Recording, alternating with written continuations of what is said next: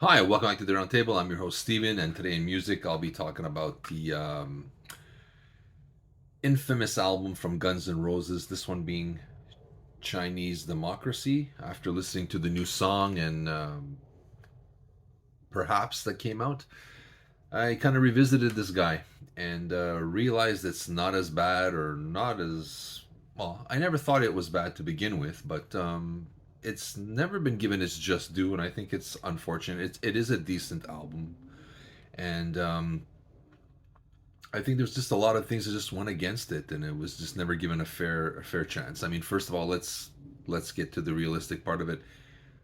Guns N' Roses fans had to wait 17 years to get this, and we heard rumblings for years. Songs were leaked, and um, the record label said that he's creating the greatest rock album of all time, and I think it just got blown out of proportion. So when it came out, it came and went pretty quickly. I think it sold 1 million copies, and that's basically it. And it's not much for an album that cost $14 million to make.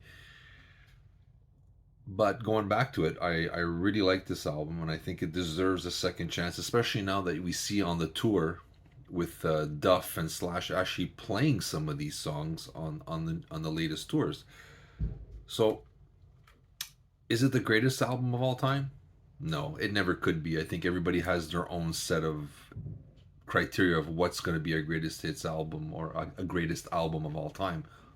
Who can make that assessment? I mean, people will say, Zozo is the greatest album, The Wall is the greatest album, Rubber Soul is the great. So I guess it's up to each individual. But there are some really good songs there. I really like Better, which was a single. I really got into this one. There was a time, which is actually the most Guns N' Roses sounding track on this album. Like, this is very modern rock. A little bit of Nine Inch Nails, a little bit of Ramstein thrown in, industrial metal, Evanescence. You hear those things in here. I always like Catcher in the Rye. Uh, what's it called? The Road to Bedouin. If I'm saying that correctly, forgive me if I'm not. There's IRS, Madagascar, This I Love, which is kind of has a Queenish vibe to it. I used to like Shackler's Revenge, but not so much anymore. I kind of like the opening track, The Chinese Democracy. Got into that. Didn't like it at first. I like it now. So the songs are changing. But there was a time, I think that has great potential if the original trio would get back and tackle this one.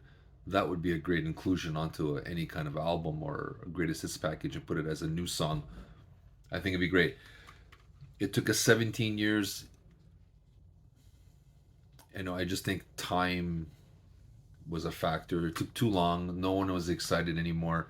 It didn't sound like Guns N' Roses that we knew or that I grew up with. I mean, if anybody listened to Appetite for Destruction or Use Your Illusion 1 and 2, like I said, the only song that sounds like it now, going back to it, really listen to it, is There Was a Time.